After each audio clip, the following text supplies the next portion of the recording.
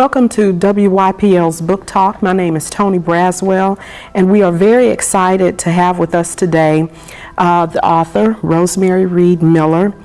She will be with us today discussing her book, Threads of Time, The Fabrics of History. I just want to start by giving a little background information about Ms. Miller. She has served on several professional boards, the African American Theater Company, DC Economic Development Commissions, the Woodley House Arts and Media Service, and the Interracial Council of Business Opportunities. She has been an officer for the Howard University Faculty Wives Association of Women Business Owners. She was the delegate also to the White House Conference on Economic Development and was a member of the Presidential Task Force of Education Training for Minority and Business Enterprises. She's currently the president of the African American Travel Association and president of her own civic organization, Neighbors, Inc. She has also received numerous awards and recognitions. Ms. Reed currently teaches fashion merchandising at Prince George Community College, and she has also taught at the University of the District of Columbia and Howard University. Thank you for being with us today, Ms. Reed, and supporting public libraries. Thank you. It's a pleasure. I'd like to start first by asking you, you have a background in history, but you've swung into the fashion world. So tell us a little bit about that. How did that happen? I'm sure it's in my genes. My mother taught art. My mother went to the University of Pennsylvania. She taught arts in the Philadelphia school, and her grandmother enjoyed sewing and design. My mother did. I just grew up in my house sort of always fiddling with this, that, and whatever. And so even though I used to write for newspapers, I sort of backed into, I used to do craft designs when I worked in Jamaica, West Indies, and I sold at department stores. And I thought I could just kind of open a shop, and it was sort of slightly off Connecticut Avenue, which is a traditional shopping area in Washington. I thought it was off Avenue, I could do that, and continued my writing, and it just totally took over. So the book is like getting me back on track. My way. Now the piece that you're wearing, who designed that, and where is that? Joyce Scott. Joyce is from Baltimore. She used to do designs and fashions. Now she does, and these are antique beads and buttons. Now she does huge installations, and she's known around the world. She's a treasure of Baltimore. And she's also one of the designers that's featured in the book. Yes, I had fun looking at some of her pieces, and I think maybe one of the quilts that she did also. She and her mother are known for that. PBS in Maryland did a story on her. Both of them, I'm sorry. Yeah, that was fun to look at. Now, tell us, how did you arrive at the name Toast and Strawberries for your boutique? Well, I was working in Jamaica, West Indies. And strawberries there were, I'm from the north, I'm from Philadelphia, and strawberries were something we enjoyed, which are hard to get in the West Indies. You get mangoes in the West Indies, you know. And so we had a party, and I had a lot of friends from the north, and we sort of said, well, let's have something that's of, continental United States, and that was strawberries, and they were kind of expensive.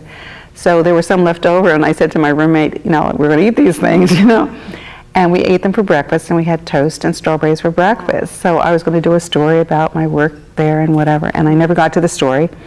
And because I was wholesaling crafts and whatever from Jamaica, I had the name Toast and Strawberries. Toast and Strawberries. It's a real quaint name.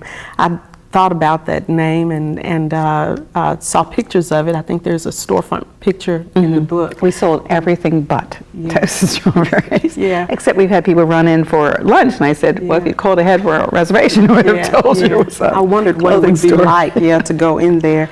Also, you stated in the book that Toast and Strawberries displayed examples of how dressmakers have served as an avenue to freedom and self-reliance for African Americans, slave women. Could you expound a little bit more on that for us? I think it really, I was talking about the book. There were early women years ago, I'm sorry, let's go, centuries ago, dressmaking and designs was a skill, and some of them were even more skilled. And we have Elizabeth Keckley on the book, who was a former slave, and she designed for the top families in St. Louis and also in Washington, D.C. She ended up designing for Mary Lincoln, and she did so well. She was selling dresses in those days for $150, $200, that she had a burgeoning business, and that was a way of other women who did very well too. Mm-hmm. Now, how did the home of Toast and Strawberries was located at DuPont Circle in Washington? How did you come about finding that home and wanting to be on that site? DuPont Circle was such an interesting area in Washington. A lot of your almost every embassy in the world is located, has a location in Washington, and they're within about 2 or 3 blocks of that area. And a lot of educational organizations are. So it was a very international, very unique area. And in the 60s when I opened, blacks weren't sort of moving around the city in Washington and opening in different places. I didn't even think about that, because I thought of it as an integrated area, but I found out, and I was on the west side of Connecticut Avenue, I found that the blacks didn't, do businesses, have businesses on the other side. So it almost takes an out-of-town person to kind of do something like that. And people said, "Oh, we're so, intrigued. How did you do that? Or why did you do that?" And I said, "But I have friends 1 block away." And so we did it, and it was created a bit of a stir. And we had interesting designs by local designers. We had things from around the world. And we even sold a baby bag carrier. It was a fun time. It was fun. Yeah. What inspired this book, Threads of Time? What was the inspiration? I used to model years ago. I did fashion shows, et cetera, et cetera. And people asked us during Black History Month, could we do something on blacks in fashion? And I was embarrassed that I realized I didn't know much about the contributions of blacks in fashion. You know how you would use Black history of inventors and this and that, whatever. And here I am having a store and female and all sorts of stuff, and not having anything in terms of not knowing. So I ran over to Howard University. They had a Spingarn library there. I went to the Library of Congress, our local library and whatever, and they immediately told me about Elizabeth Keckley, who did work for Mrs. Lincoln, and Ann Lowe, who designed Jackie Kennedy's wedding dress. Wow. What was it like? I read that you wrote a little bit for Women's Wear Daily and the Miami Herald, the Washington Post, Essence, Glamour. What was it like writing for them, and what type of things did you talk about? Profiles of basically women. I supported myself in terms of freelance writing, and then I also worked at the Department of Agriculture in their journalism, their media section, and I wrote for the Afro-American, and I still do write for newspapers too, and that's why I said the book was a long time coming. I just had various ideas. I had about 10 books in mind, but that evolved out of having information about the women who I would do at each fashion show, and I just built more and more copy, except I had no idea how much you need when you start to do a book. It was a lot more than I thought. Yeah. Which brings me to my next question, that what was the experience like researching for the book, the whole experience? I certainly enjoyed the research. It's just, it was fascinating finding hints of this person did that, and I would expand on it, go to other libraries, using other library systems. We are lucky in Washington, we have Library of Congress. The Schlesinger Library was helpful. I can the Schomburg in New York. I was everywhere, digging up more and more information, because you get like 2 or 3 sentences about somebody, and then you had to kind of get some meat to that and more. It took a lot of time. You mentioned in one interview, a past interview, that history was your muse, in a sense. In what way? It's a way of looking at the world. I just do feel that I'm very clear that nothing's the first time, and I'm always interested to know what came before. And that's I think it's a whole other way of looking at life, but specifically that's why I read about the women, is that I knew of current designers, but I didn't know others who came before then, and I felt maybe other people don't either. And I wanted to make sure that they understood there was talent way before the 70s and 1970s, 1980s. Okay. If you used one word to describe this piece of work, what would that word be and why? Okay. Basically, one word is really hard. Basically, I can't do one. I would just say I wanted to share the information. Wanted to share it. Yeah, it's just, you suddenly realize people just don't know. You feel like it's important that, just, I talk about history is not just generals and, presidents. It's people, and they flesh out, they make the town. That's why it's called the fabric of history, the threads of time. Yeah. As I read some of the passages that were in the book, it's, you introduce them, first as dressmaker, and then you begin to just really weave right on through other aspirations that they had and other things. There's so many, many of them started, some people did whatever and got to dressmaking, other people did dressmaking and ended up other areas too. Doing other things. And they touched American history in very interesting ways. Yeah. You also mentioned in the book that you were fortunate that Elizabeth Keckley, is that am I pronouncing it right, that she actually wrote a book about her life, but that a lot of the information from the early dressmakers often came from oral family history. Yes, sure. Keckley luckily did write, and her book wasn't in circulation for a while and later was picked up again. She wrote about her designing for Mary Lincoln. It was very important, and her observations of the Lincoln family. The other people we had to just dig up and keep digging. And get that information from family. I thought it was really interesting when I looked at the chapter dealing with Ann Lowe, and she was called the Dean of American Designers. How did she get that?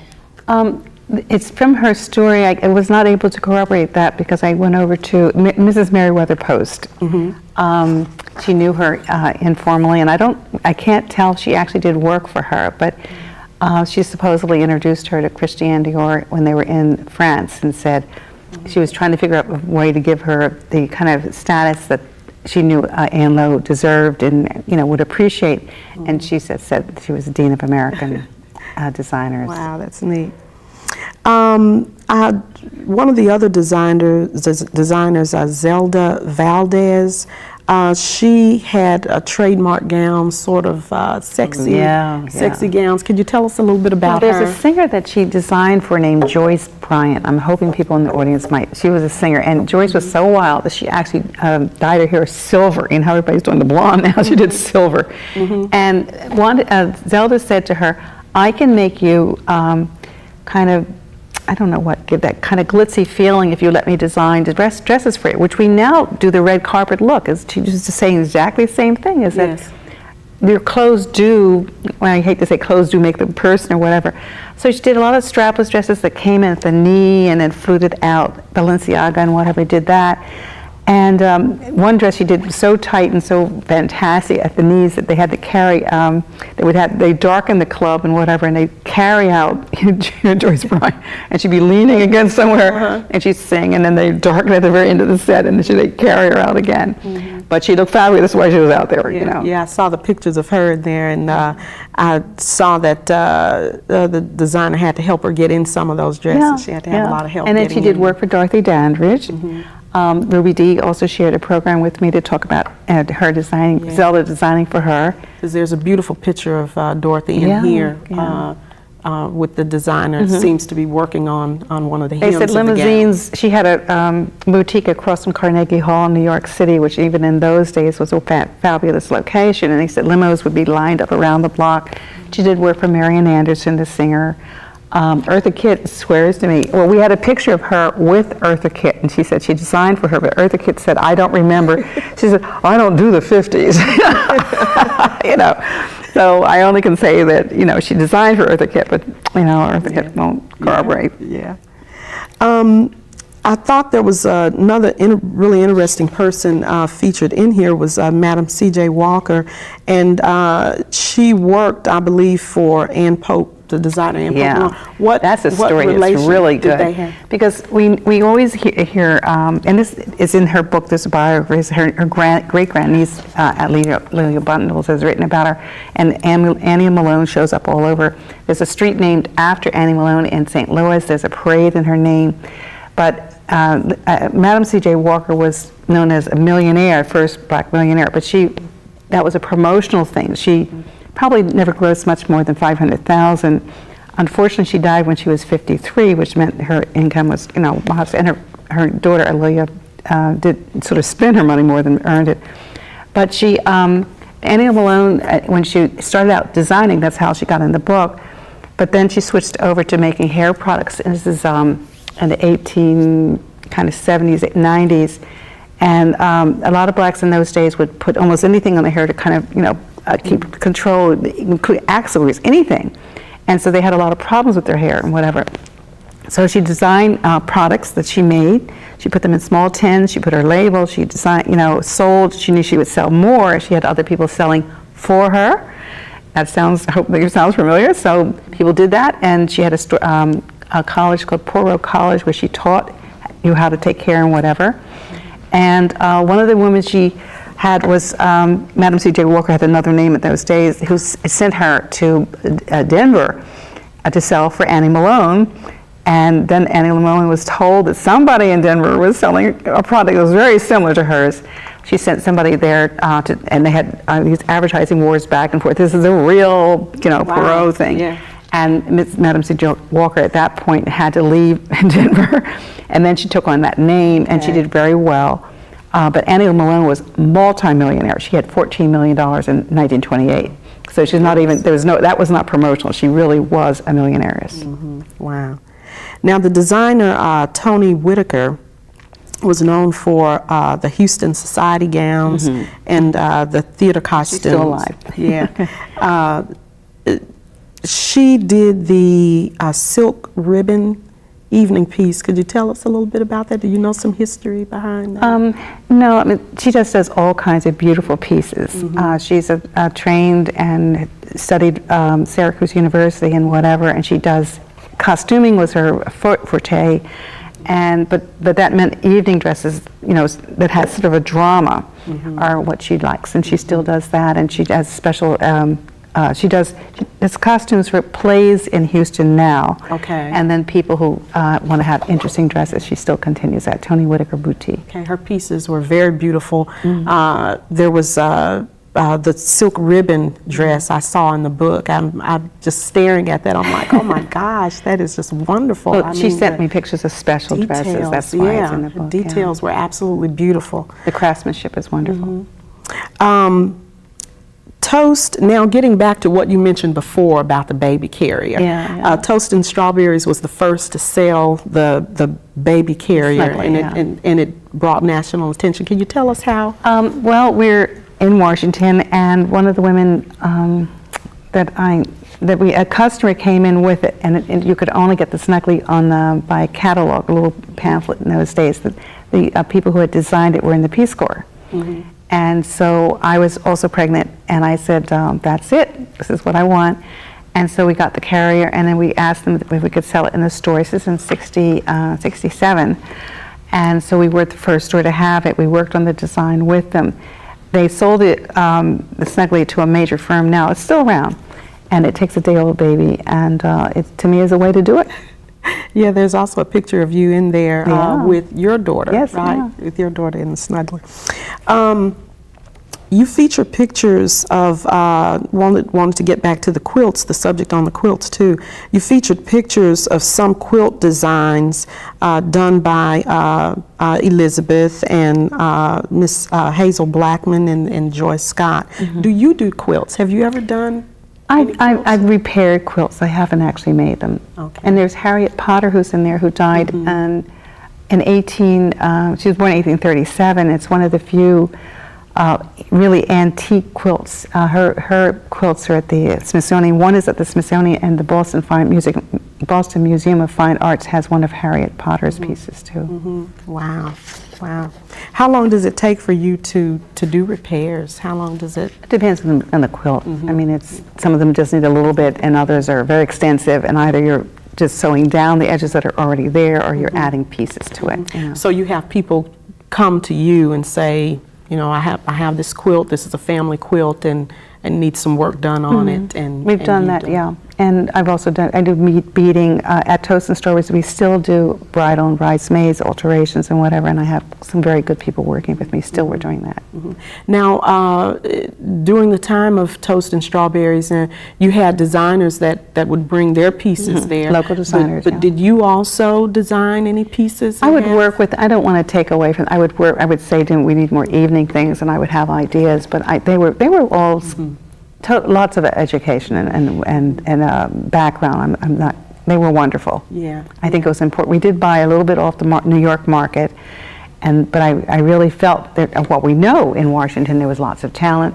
Every city does, and the main problem is not to lose that talent to New York. And that was, it just, you know, people feel like they're not well received, and it's so hard, and it is New York or Los Angeles or Miami. Those are the fashion centers. Now, Toast and Strawberries, in the beginning, it's sort of, I think you mentioned in the book that it started as more showroom type? Because I sold wholesale. Okay. I sold at department stores, and I thought we could do wholesale, but we were ground floor. And I thought this could be a showroom shop, and the public could come in, but buyers could come in, and it just totally flipped over to retail. Isn't that something? What do you want your readers to really come away with when they read this book? I basically am celebrating women, their great-grandmothers, grandmothers, whatever, to celebrate them and their talents and their skills and their struggles and contributions. We just need to slow down and do that. It's just basically we forget to celebrate women. Now your daughter, does she do any? She does sewing and whatever. She does real estate otherwise. Okay. Sabrina just really. Okay. But You have a daughter and a son. Yes, and Yeah. Paul is a DJ Spooky for people who are into music. They should know of him. But my mother's whole family does either music, violin, teaches piano, design. I just think as I said, it's in the genes. Now, what kind of advice would you give to aspiring entrepreneurs who dream of one day owning their own business, whether it be a boutique or? Well, it's a lot of work. I mean, you know, we were open, I had staff, we were open 7 days a week at Toast and Strawberries. So you have to have a lot of passion and patience.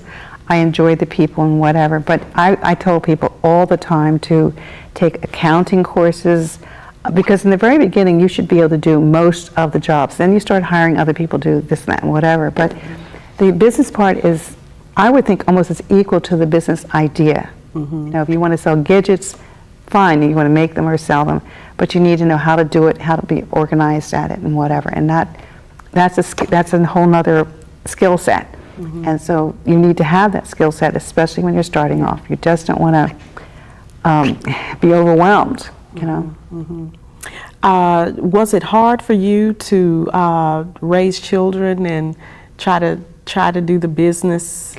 Yes, but my kids were in my bag.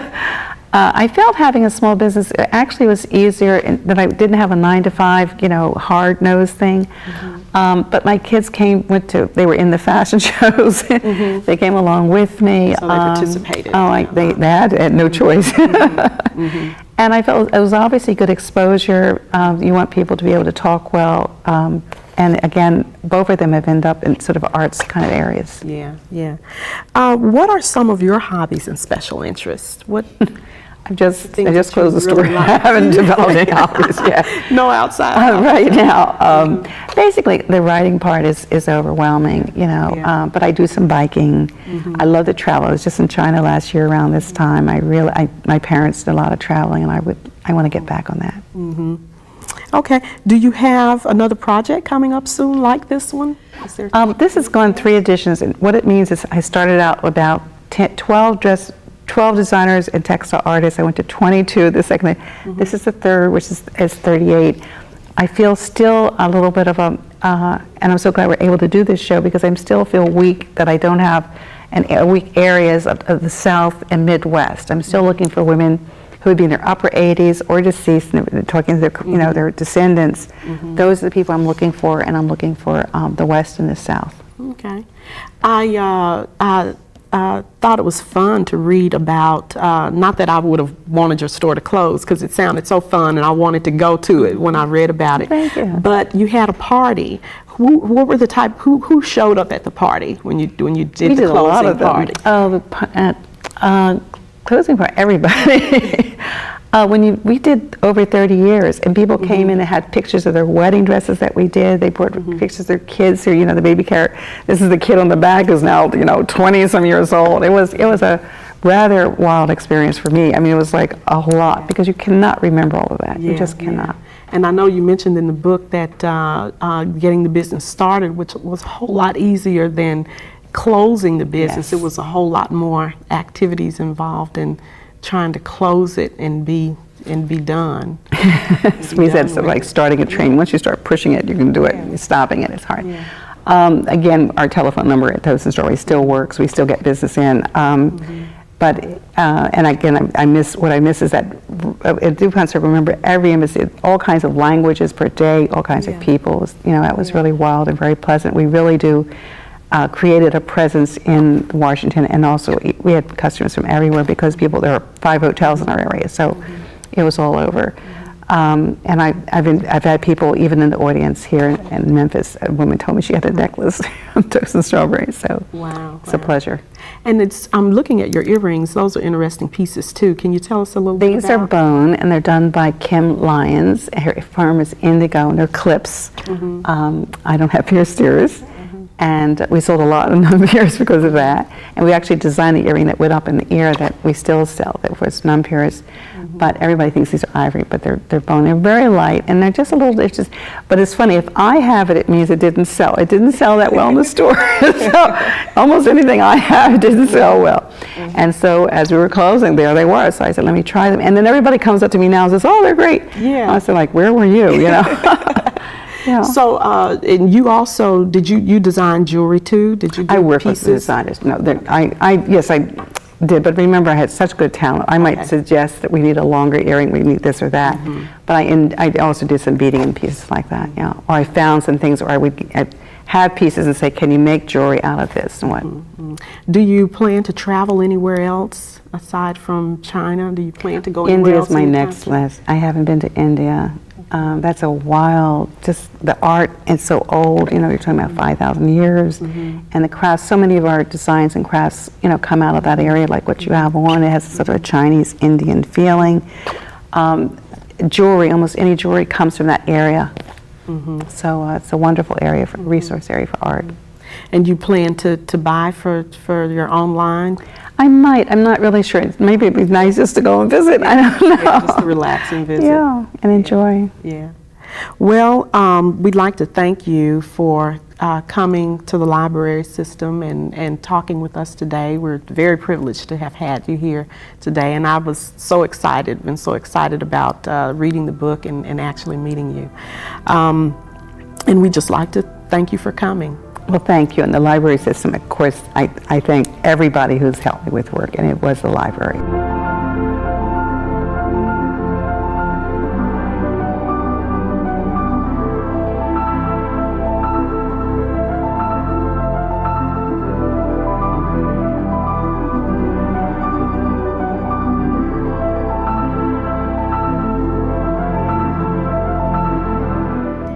You're watching the Library Channel, a broadcast service of the Memphis Public Libraries and the City of Memphis.